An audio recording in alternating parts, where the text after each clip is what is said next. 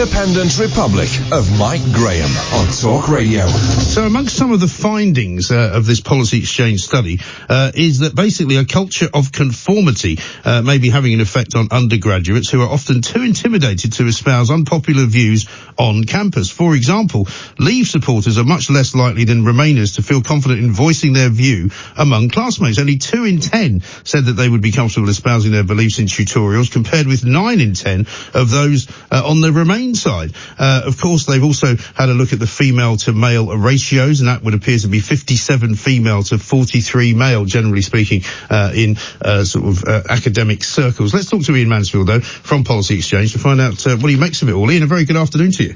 Good afternoon. Quite a chilling sort of study, this. I suppose it's something that we thought might be happening, but this is the first time I've kind of seen it written down, if you know what I mean. Absolutely. And I mean, I think one of the most startling things that I took from it is that even mainstream views are now beginning to be seen as things that can't be raised on campus. The polling that you mentioned, the polling that we at Policy Exchange did, that showed that fewer than 4 in 10 Leave supporting students would be happy sharing their views in class. Right. I mean, that's quite shocking. It really is. It's a viewpoint that, more than half the population share, and yet students don't feel they can share it with their classmates. Right. And is this a relatively recent phenomena, if you like? I mean, we've seen all the things that have been going on at Rhodes, at college, where they want to take down the statue. We've seen the Jordan Peterson effect in Cambridge. I mean, we've seen people being no-platformed. There's attempts to no-platform people going on, I think, all the time, and not always successfully. But it's a kind of a relatively recent thing, this, isn't it? It's, relatively recent. It's been growing, though, and I think we can look across the Atlantic and we can see that actually things are even worse in the US here. And one of the things that we're saying in the report is that, government and the regulators need to take some strong action here to prevent us from going the same way. Yes, and apart from the Leave Remain argument you were mentioning, I mean, when you talk about sort of mainstream thinking, which people feel uncomfortable talking about, what other examples can you give me of that? Yeah, well, more than a quarter of students think that Jacob Rees-Mogg shouldn't be allowed to speak on campus. I mean, this is a mainstream politician, a member of the cabinet, and not just that they disagree with him, but that more than a quarter think his views are so extreme, I presume they would say, that he shouldn't even be allowed to come and speak. Yeah. So this is really quite extraordinary. It really is, because as I said at the top of this hour, my understanding of education is that you are exposed, particularly in higher education, you're supposed to be exposed to a great many people from a great many different backgrounds, with different experiences, with different views, and you sit around for hours on end when you've got the time to do it, talking nonsense to each other and coming to some varying forms of conclusion about what you believe in. Exactly, and I think if we look at the history of free speech, it's been absolutely essential at promoting liberty through the ages. I mean, if you go back a century or so, there were things which we nowadays would strongly support, which were seen as completely unacceptable. Yeah. For example, attitudes to, homosexuality in the Victorian period.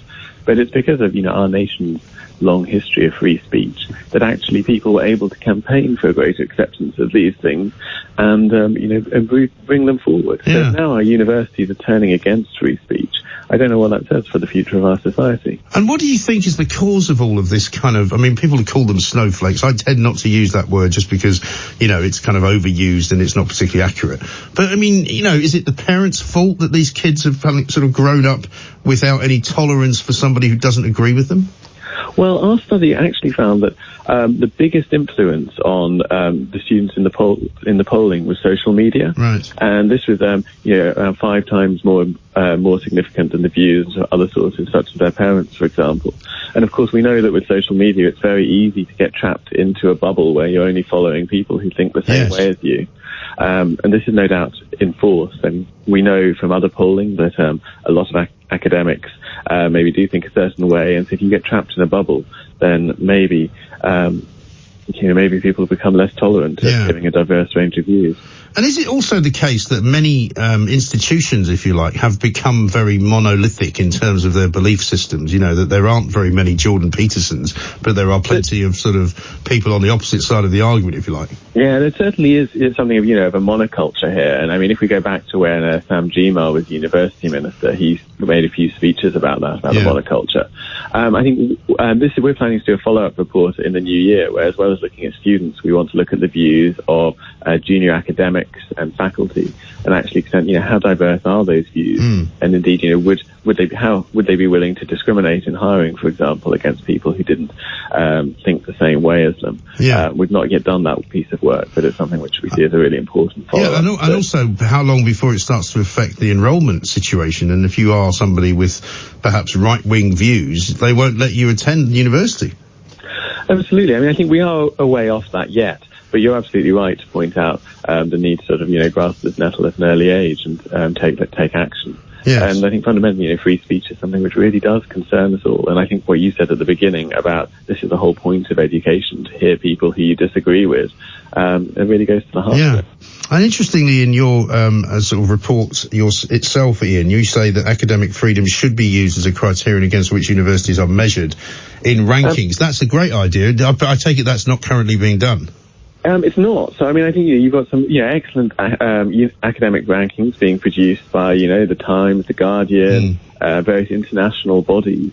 And, they use all sorts of things as criteria, lots of very important ones. But we do think it would be fantastic here at Policy Exchange if some of them began to include academic freedom or free speech as one measure of that. There needs to be a bit of work to decide how exactly you would measure it and incorporate it into a ranking. But we know that this is the thing which really makes university leaders sit up and take notice where they sit in those rankings. Absolutely. And as far as freedom of speech is concerned, as a kind of concept, I always argue that the freedom of speech that we have in this country is not quite as free as the freedom of speech they have in the United States of America, where it's protected by the Constitution. There's been a lot of talk about a kind of possible written constitution being brought into this country. I don't know if that will ever happen, but would we benefit from some form of sort of constitutional right to freedom of speech? I mean, it's a tricky one. I mean, whether or not we should have a written constitution is quite a broad question, and I think Policy Exchange has written about that elsewhere. I mean, on a personal level, I think constitutions can cause more problems than they solve sometimes. But I think I would favour, greater legal protection for free speech being written into, just through General Act. I'm just not sure I'd put it on a sort of constitutional thing. But I certainly agree the law could be looked at here. Yeah, I think so, because we are sort of constrained in many ways, even on social media. I remember I always use this as a case which I of course don't support, but when Fabrice Muamba, the footballer, had a heart attack on the football pitch when he was playing at Spurs, and he was basically dead for a couple of minutes, but he was brought back to life by a doctor. It was a wonderful story, really nice. Basically, people were all over Twitter sort of saying what a great thing it was. There was one particular guy who was in Texas who was being awfully racist and nasty and just horrible, sending ghastly tweets to this guy's account. And people were going, well, the police are coming for you. And he's like, well, no, they're not, because I live in America and I can say these things without fear or favour. Whereas in this country, that would have been something that people couldn't do. And I'm not advocating it, do you know what I mean? But it's kind of, as much as it's horrible, it's freedom of speech. Yeah, I mean, I think I'd rather not focus on the sort of really repugnant things. Where I get worried is where these sorts of things can actually shut down genuine debates. For example, I mean, you've got some really difficult questions here about, for example, women's refuges and, for women who've, suffered abuse, for example, and the rights of trans women to go into those. I mean, this is a really incredibly difficult question with really difficult, people's rights on both sides. And actually the idea that, debate about that should be shut down because some people fear they may be, prosecuted for it. Yes. That's slightly worrying, actually. Well, it is. And this is where I would disagree with you here slightly, because I don't think you can talk about one without the other. Because as much as one is horrid and ghastly, and it would be nice if people didn't say these things, unfortunately, they probably should have the right to say them. No, I mean, I would agree with you there. I just think what I worry about is that sometimes this is framed as you just want people to be saying horrible things. Yeah. But actually, no, we don't. We want people to be able to debate, really important things of all sorts. But I agree that if you're drawing the limit anywhere, it will begin to get abused. Well, yes, exactly right, because it becomes a problem. And how soon before we see one of these academic institutions outlawing conversations, I don't know, about leaving the European Union, because they don't agree with it.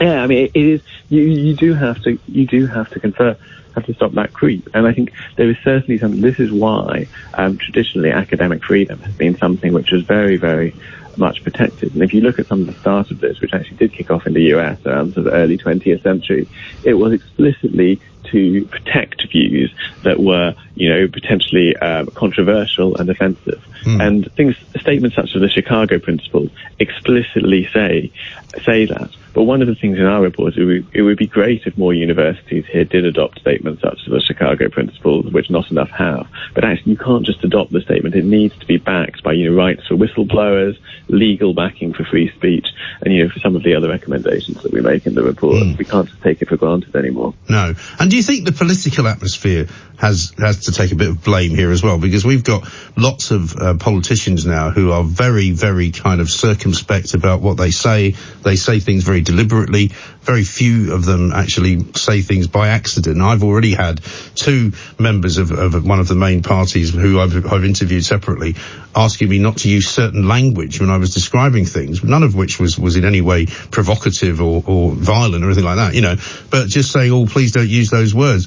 There's a bit of sort of censorship going on from the top, if you like.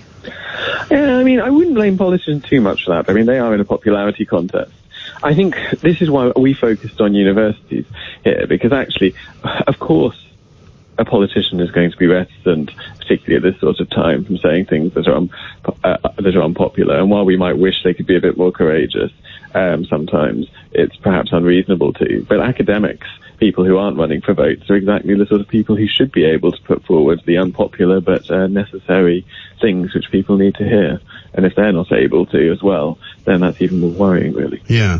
And so who's going to be able to take this on, do you think, in the sort of upper echelons of academia? Because they're not often keen on people examining them, really, are they? You're right to say that they do have to take some responsibility for it themselves. Yeah. I would certainly call on vice chancellors to look at, are they leading from the top on this? Yeah. Or are they sort of bowing to, the pressure of a small minority of staff or students who maybe want to censor others? But I do think that whoever wins the election coming up, I would certainly hope that the government is willing to actually step in and take some of the actions that we recommended here. Because it's one of the things I say to any politician, you might be on top today, but you might not be in 10 years' time, and you want to make sure that people are still free to express those views. Yes, very much so. Ian, thank you very much indeed. Iain Mansfield, Head of Education at Policy Exchange. A fascinating study that they've done in which they basically found that an awful lot of institutions and people in those institutions, particularly the students, are in fact not particularly democratic and are quite keen on shutting things down. About half of students apparently agree, would you think, with universities regulating the kinds of costumes students wear to fancy dress parties. We already know about that, don't we? 41% of students agreed that Cambridge was right to rescind Canadian academic Jordan Peterson's fellowship, with nearly the same proportion saying that Cardiff was right to no platform Jermaine Greer. 44% of those, in both cases, more than the proportion who thought that they should be allowed to speak.